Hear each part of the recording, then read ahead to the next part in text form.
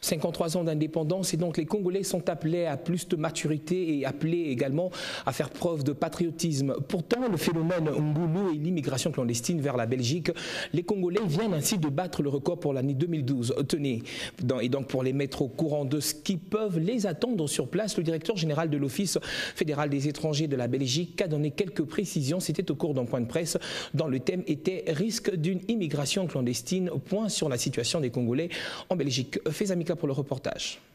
L'immigration clandestine communément appelée phénomène Ngoulou ainsi que des faux asiles politiques doivent être endigués.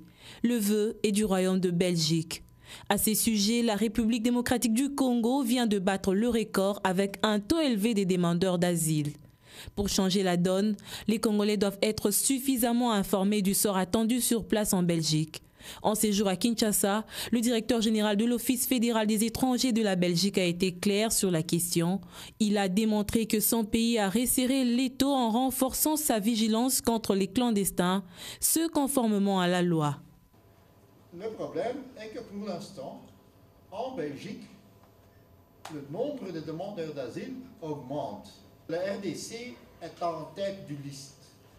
Une demande d'asile en Belgique est examinée individuellement, objectivement, et les raisons invoquées par le candidat suite à différentes auditions sont examinées très approfondies. Les Congolais devront donc, pour ceux qui veulent un Eldorado en Belgique, se mettre en ordre avec la loi en vue d'éviter de retomber dans une situation non confortable qui a conduit certains à des rapatriements.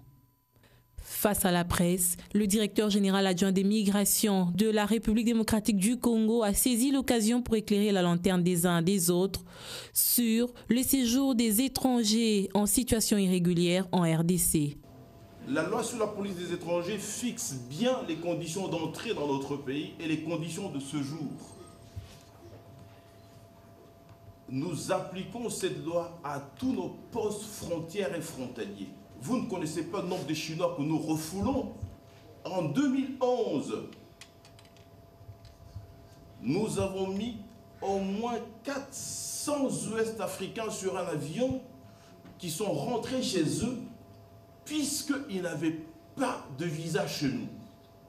On est mieux chez soi, dit-on. Chaque Congolais devra travailler en vue de s'épanouir dans son pays, car un asile n'est pas toujours un paradis.